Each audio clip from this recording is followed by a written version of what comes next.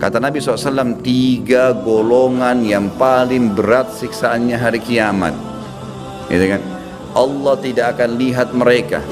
Allah tidak akan membantu mereka di timbangan amal pada hari kiamat. Dan Allah siapkan azab yang pedih. Pertama, musbil. Ini global, semua yang tutup mata kakinya. Sombong atau tidak, sholat atau tidak, ini hadisnya. Hadis orang ini hadis yang ketiga. Kemudian yang kedua, mannan, yang nyebut-nyebutin kebaikannya. Yang ketiga, orang-orang yang menjual, ya, bai' sil'atahu bihalifil kadhib, menjual dagangannya dengan sumpah palsu, sumpah dusta. Hadis yang ketiga, riwayat Bukhari Muslim ini menjelaskan isbal itu ada sebab sombong atau tidak tetap dilarang, gitu ya? Tetap dilarang. Dan saya sudah pernah jelaskan, di dalam ceramah itu saya jelaskan, ada apa sebenarnya dengan isbal? Kenapa isbal ini dipermasalahkan? Coba ikhwan. Kenapa sih kalau celana itu dinaikkan sedikit di mata kaki? Ada orang bilang jelek, ya, jingkrang lah, apalah, ketinggalan lah, kolot lah, dan seterusnya. Itu karena naik sedikit ya, ini mata kaki sedikit naik. Yang anehnya, gitu kan, ada orang-orang lebih tinggi dianggap modern, celana puntung tuh. Lebih tinggi bukan? Lebih tinggi, kok itu nggak dipermasalahkan tuh?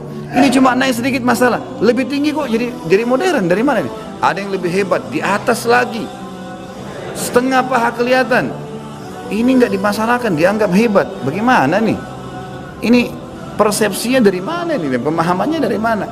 Jadi yang menganggap itu buruk atau tidak, itu sebenarnya persepsi dia sendiri. Karena memang kita sendiri tanamkan itu. Kenapa orang kalau pakai jas percaya diri, persepsi dia ini keren. Kenapa ada perempuan kalau acara pengantin semua kekurangan kain, bolong depan, bolong belakang, tapi tetap jalan percaya diri karena persepsi dia ini keren.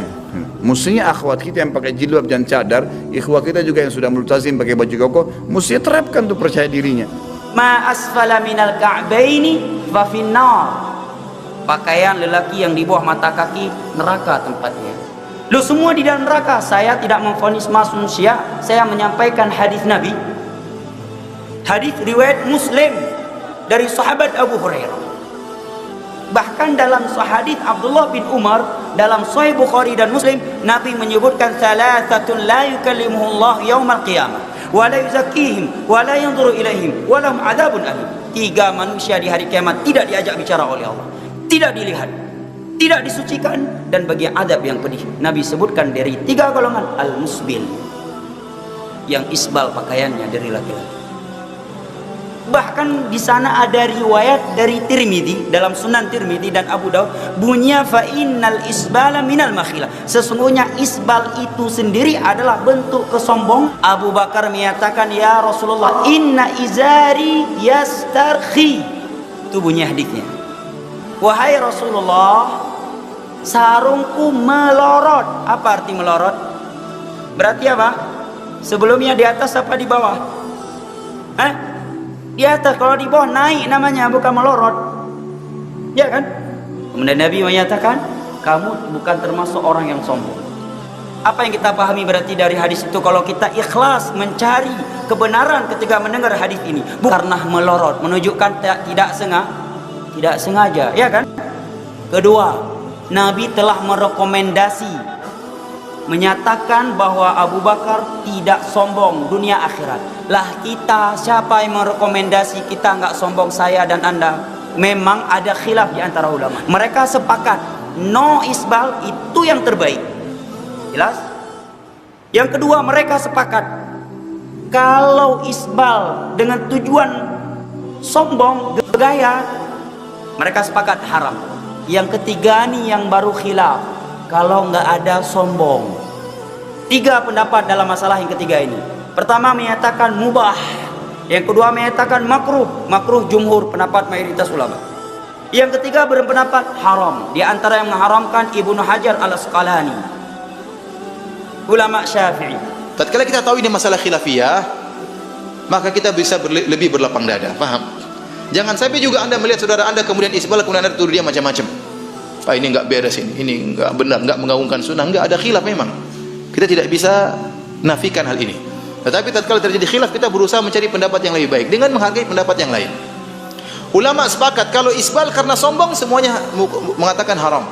Tetapi yang khilaf bagaimana kalau isbal namun tidak sombong. Ini khilaf. Ada yang mengatakan makruh, ada yang mengatakan tetap haram meskipun tidak sombong. Saya sendiri lebih condong pada pendapat haram. Kenapa? Karena ya Nabi SAW waktu menegur para sahabat untuk mengangkat celananya, Rasulullah SAW tidak pernah bertanya, kau sombong atau tidak? Kalau kau sombong, angkat. Kalau nggak sombong nggak apa-apa, enggak. Ya.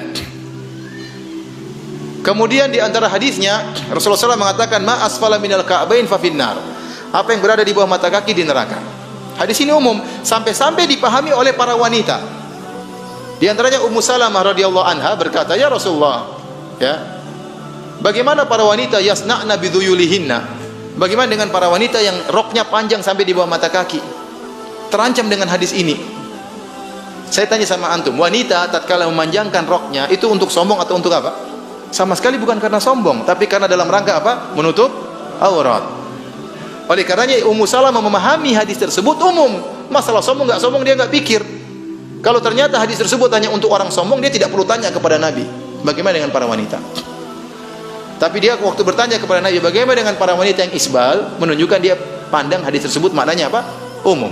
Dan Nabi tidak berkata, oh kalian tidak apa-apa, kalian tidak sombong, nggak ada. Nabi tidak bilang demikian. Tapi Rasulullah SAW mengatakan yurkhinahu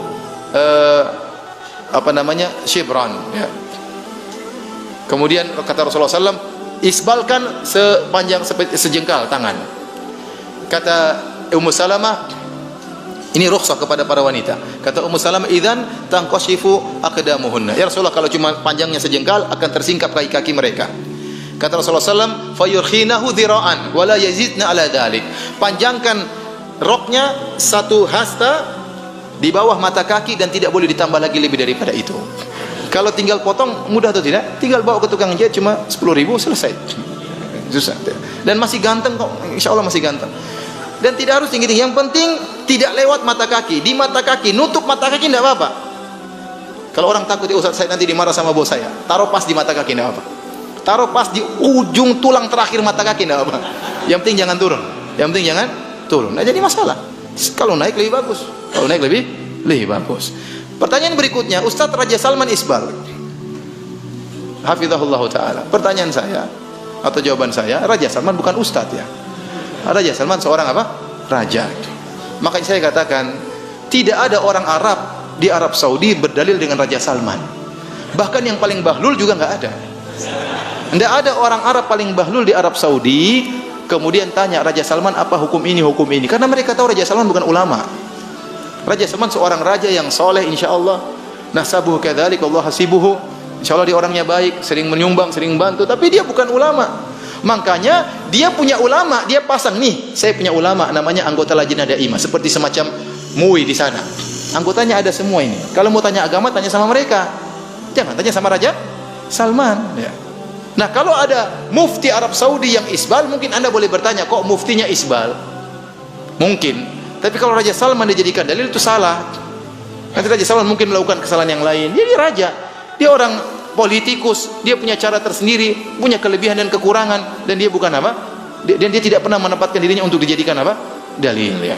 Makanya sebagian orang-orang liberal kemudian mengambil ini kesempatan. Kata mereka, lihat, orang Arab saja tidak segitu-gitunya. Ini orang Indonesia lebih Arab daripada orang Arab. Kenapa Raja Salman disebutkan mungkin jabat tangan dengan apa seorang wanita? Ya dia seorang, ya dia punya kebaikan banyak, kekurangannya ada sedikit. Apa masalahnya ya? Dia kebaikannya menutup apa kekurangannya. Tapi jangan dijadikan dalil bahwasanya menyentuh wanita jadi halal. Karena Raja Salman melakukannya, enggak, Raja Salman bukan ulama.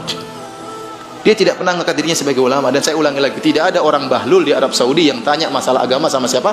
Raja Salman. Kalau mau tanya sama ulama di sana, karena mereka tahu Raja Salman hafizahullah taala bukan apa? Bukan ulama, raja yang soleh yang baik.